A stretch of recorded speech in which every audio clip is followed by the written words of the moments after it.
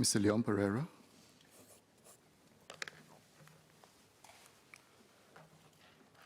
Mr. Chairman, sir, from my recent exchange with the Honourable SMS Dr. Puthachary on MPs speaking in schools and from information subsequently obtained, I'm not 100% sure, but it would seem that government office holders and grassroots advisors, or GRAs, can go into MOE schools to officiate at events, hold dialogues on national issues, and interact with students.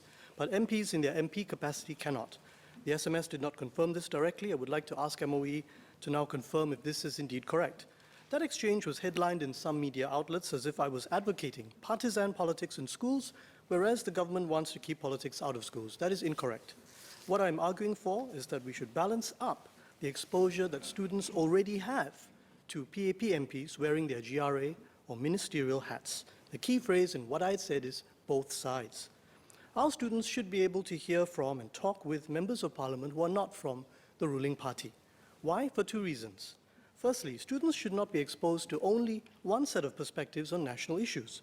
Students should be able to hear firsthand in their schools the perspectives of duly elected non-PAP MPs on the issues of the day, be it our aging society, public finances, or social policies.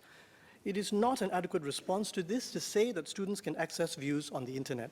Exposing students to only one set of views from speakers in schools is unhealthy for the development of their critical faculties and their ability to see both sides of an issue. They should be able to pose questions in dialogue with elected public figures, both PAP and non-PAP. Secondly, this blocks students from understanding the role played by elected MPs other than those from the PAP in our legislative process. MPs from all parties play a role in our legislative process that is enshrined in the Constitution, which our students study in schools.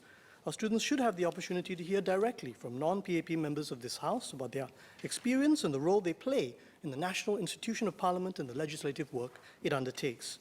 Surely it cannot be argued that ministers and GRAs are by definition non-political when they talk to students, but non-PAP MPs are by definition political.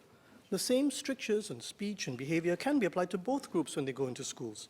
I believe that both groups should be allowed into schools, but not to canvass for a party, not to engage in partisan discussion, not to wear party symbols, and so on, i.e. to be consistent with Education Schools Regulation, Section 111. I know that non-PAP MPs can go into schools in their personal, professional capacity. Indeed, I've done that before.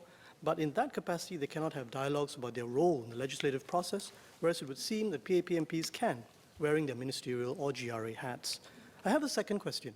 It appears that in the past, MPs could go into schools in their MP capacity. There are public references online to MPs having officiated at school events in the past as MPs. I'm told that there are many plaques in schools recording that certain MPs opened a particular school facility. In former PAP MP Dr. Ho Peng Kee's memoirs, he writes on page 18, I quote, "I had made this call at many of the schools I spoke at during those early years as MP," unquote. I noted on at least two schools' websites that prior to 2011 or thereabouts, schools would acknowledge MPs, but after that the school referred only to grassroots advisors.